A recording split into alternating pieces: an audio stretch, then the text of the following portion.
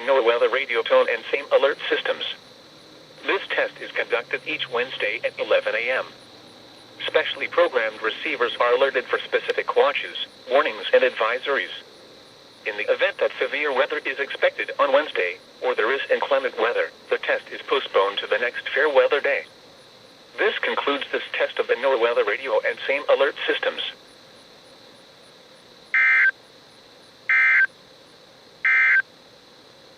Here are the 10 a.m. observations for the Worcester area.